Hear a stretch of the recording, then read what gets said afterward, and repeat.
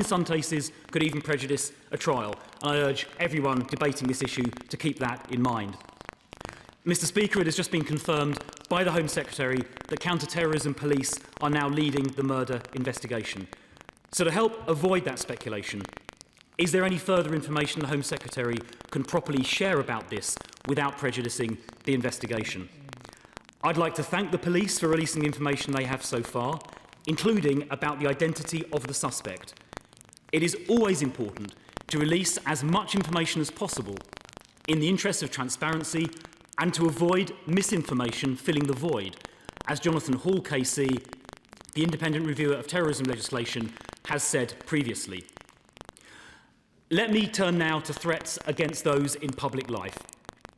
Any threats against MPs who have been democratically elected to represent their constituents or others in public life should be taken extremely seriously.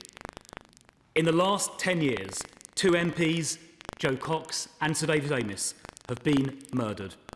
And now a former MP has been murdered as well. The threat is clearly real.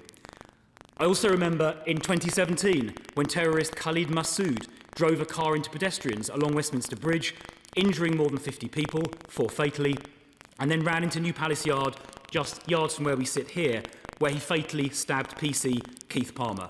That was also an attack on democracy itself. And Mr. Speaker, I would like to thank you personally for all the work you are doing to protect MPs and those in public life. I know that as the Speaker of the House of Commons, you have made the safety and protection of those in public life your highest priority, and I would like to thank you for that. We must redouble our efforts to ensure that public political figures who are MPs and those like Anne who are not MPs always receive the proportionate protection they need. I'd be grateful if the Home Secretary could confirm that she will review all the arrangements with this objective in mind. I believe in this country we should be able to debate each other robustly on important issues, but should also speak to each other in a way that is civil and respectful. Of course, nothing excuses violent attacks on public figures, but we should all also set an example of civility and calm and not inflame. Mr. Speaker, we need people to step up and become MPs and also speak in the public square. Debate and disagreement are what make our country great.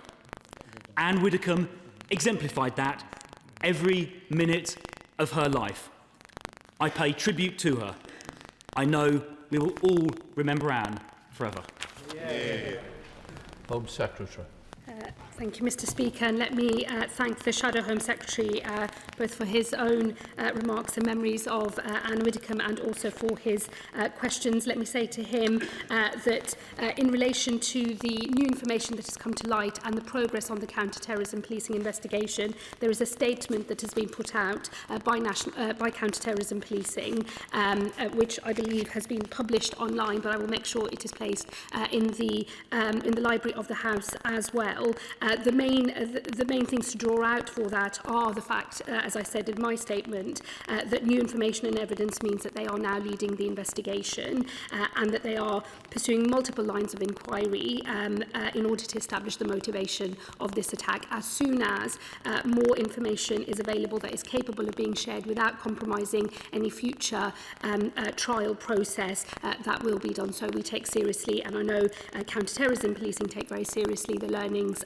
from the summer of 2024 and definitely to heed the call of Jonathan Hall, Casey and others on timely release of information without compromising the ability to bring someone ultimately to justice, which is of course the main aim when such a horror of an attack happens. Let me also, Mr. Speaker, say I would like to echo the remarks made by the Shadow Home Secretary to you and to thank you personally for all of your efforts in maintaining the safety and security of parliamentarians. I know it's something that you personally worry about and take a deep interest in.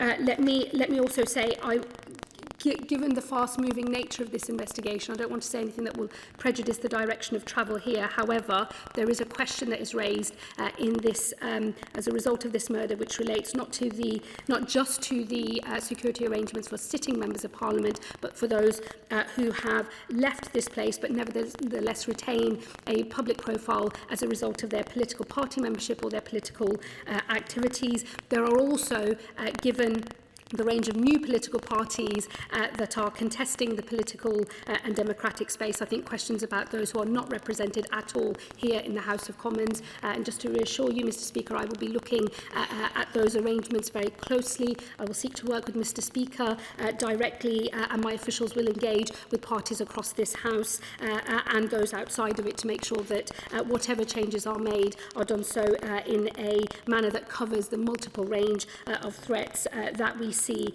Mr Speaker, I think there has been a step change in the security parliamentarians over the last few years, but I think that it is a reflection of the multi-layered threats that our democracy faces and that our active individuals in democracy face, that this is not something we can ever take for granted or believe is settled. It is something that we have to continually review, which we do, and there are new questions that are raised, which I will make it my personal business to answer, and I will update the House in due course. Member of the House, Diana. The Home Secretary will be aware of how important it is to make sure that members of this House get the protection and the defence they need. At one point, I got as many threats and abuse and threats of violence as all the other women MPs put together. So I think it's important that we take this issue seriously. I think we should recognise, and I can speak to that because of my years in the House, that this has got much, much worse with the rise of online activity. And so we need to find a way to make some of these online companies more accountable for the threats and the violence that they allow on their platforms. And we need to make it aware, as I just said, the importance of protecting members of Parliament. Home Secretary. Mr Speaker, let me say to the Mother of the House that I think that given the sheer range of threats that have been made to her personally, it is a testament to her personal bravery that she has continued to be an active parliamentarian, but it should not take such levels of bravery to just be able to represent the people of your constituency, and she is absolutely right that we must always make sure that our security arrangements are able to keep pace with the changing nature of threats that members of Parliament are facing. Let me assure her we, as the government, will do that, and we work very closely with the Parliamentary Security Department in order to make sure that that is the case, so that all members can make their contribution just as effectively and for just as long as she has. It's a Liberal Democrat spokesperson. Thank you, Mr Speaker. The news about Anne Widdecombe is shocking and deeply distressing. My thoughts are with her family, including her nephew, the Reverend Roger Whitikham, my constituent, and his wife Hannah, who lead the congregation at St Paul's Church in Cheltenham. Her death is all the more tragic, given what we now know about the upsetting and disturbing circumstances. Anne Widdecombe was a conviction politician and also an entertainer. Many did not agree with her views, including me, particularly when she was briefly my member of the European Parliament.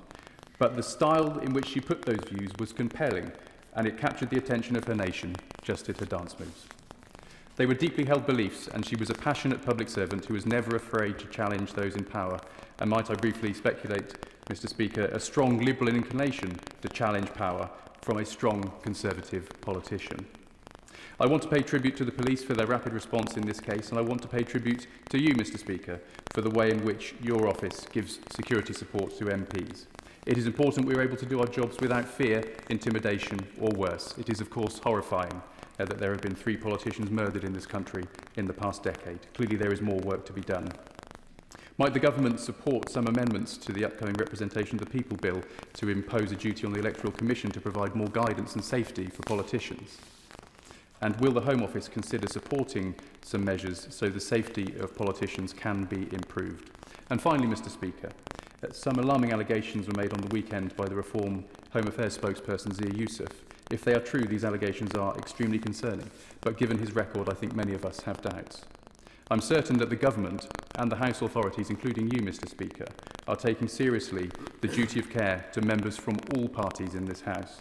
But for the sake of the record, perhaps the Home Secretary can confirm that this remains the case. Secretary. Let me thank the Honourable Member for his contribution on his three specific issues that he raised on the amendments to the Representation of the People Bill. Let me say to him, I'm very happy to discuss with him. He knows that Home Office is not the lead for that bill, but I'm very happy to have a discussion with him about any additional measures that might be needed in terms of legislation. Of course, the Electoral Commission has its own work to do. It might be better that duties are placed elsewhere, but as I say, I'll happily discuss that with him, and equally whether there's any further obligations or changes of policy in respect of the Home Office or indeed the Parliamentary Security Department. Again, I'm happy to engage with him and other members across this House. Let me also say, I don't wish to speak for you, Mr Speaker, but I think all those of us who are members can attest to the fact that all of us are treated equally in this place by the Speaker and also for the purposes of the Parliamentary Security Department when it comes to our safety on this estate and also in our constituencies. Let me say that is a position shared by the Government. There is equal treatment for all in terms of the work that we do on security of members of Parliament. There is specific work that is undertaken by RAVEC, which is the independent body within the Home Office that looks at security arrangements for some of those in public life. That work is also fiercely independent. It has been the subject of legal proceedings before, and I've always maintained the independence of that process, and that is based on risk assessment and risk management. Just for the record, every member of Parliament is equal in the security to me. There is no difference between any member, I want to assure you. When things are brought to my attention, because we don't discuss security, I don't put out there what is happening, what has been done, but I reassure everybody that when it is mentioned to me, it is passed on to the security people to deal with. Unfortunately, I'm sorry that people don't think I do that. Lucy Pell. Thank you, Mr Speaker. Can I join the Home Secretary in paying my respects and condolences to the family of Anne Widdecombe? We might not have agreed politically, but I always greatly admired and respected her outspokenness, her fearlessness, and her ability to not take herself too seriously. I think she was one of a kind, Mr Speaker, and of the like, frankly, we don't make any more. I think we can all agree on that. I hope that on moments like this we can come together across the House to talk about these issues as one voice. And can I also place on record my thanks to you, Mr Speaker, for your leadership in all that you've done over many years in making sure that we're all kept safe and secure. Hear, hear. Does the Home Secretary agree with me, though, that this is not about more than just our security and our safety? It's also about reducing the level of threat. We are now in a highly politicised, highly polarised, highly personalised debate in this country, and that is bringing more and more threats onto all of us. And does she agree with me that we do need to tackle some of the online algorithms and business models which heighten this kind of polarisation and hate towards those in public life, and we must do more to tackle this with urgency? I thank the Honourable Lady for her contribution and her questions. Let me say, I think she's right that the current climate that we are operating in within our national politics is unlike any that most of us have seen. Those of us who've been around for a while can see the big change that has occurred over the last decade or so, and we do absolutely have to do more as a government and as a society to know exactly what the boundaries are between passionate, contested, fierce debate of the kind that Anne Widdecombe herself engaged in, and then behaviour that spills into threats and harassment of the kind that is designed to drive people out of public life. And getting that balance right, I think, is absolutely crucial. I think it is clear that there is more work for the government to do, there is more work for us to do across society. That includes social media platforms taking greater responsibility for the kinds of behaviours that are promoted on their platforms, and I can assure her that I will be discussing this with colleagues across government to make sure that we are responding to all of those challenges. Dame Karen Bradley, Chair of the Home Affairs Select Committee. Thank you very much, Mr Speaker. Like many on this side of the House, I have very fond memories of Anne.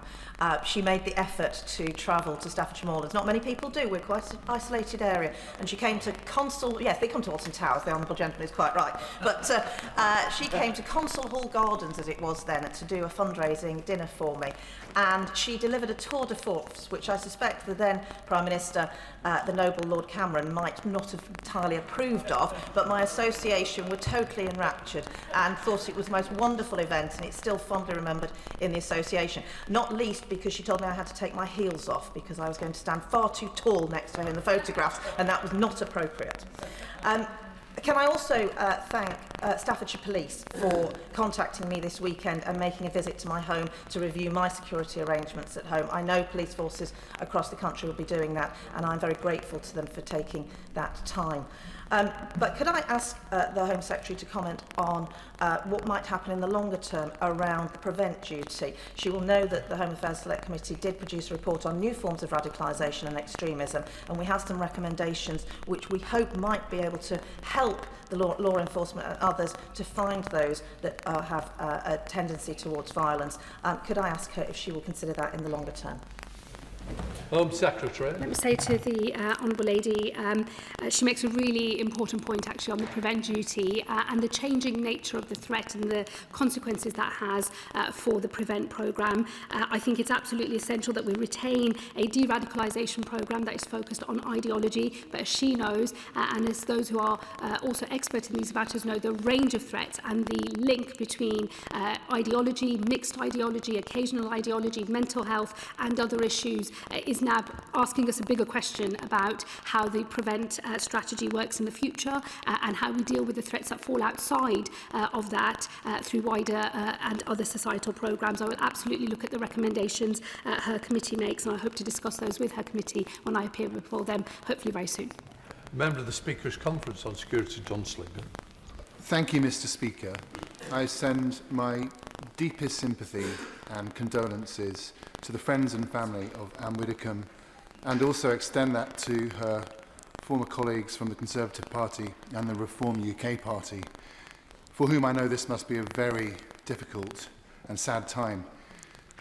I want to put on record, Mr Speaker, that you chose that the subject of the Speaker's Conference for this Parliament would be the security of MPs, candidates and elections, and we have done good work on in the Speaker's Conference, but there is much more to be done, as I'm sure we can all agree. So will the Home Secretary confirm that she will work closely with you, Mr Speaker, and the Parliamentary Security Department and all others who care about protecting our democracy from the threats that sadly are growing?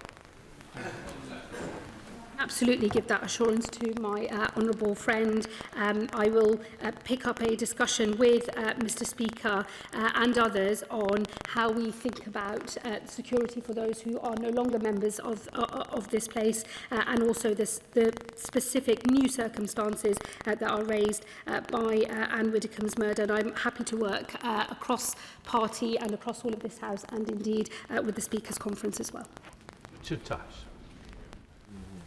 Thank you, Mr Speaker. We are all reeling with shock, sadness and anguish at the loss of our Anne, and also the manner in which she has been taken from us. She was a colossus in public life, in political life, a legend adored and loved by millions and millions of people, including my own late mother, for whom she spoke so very warmly of Anne.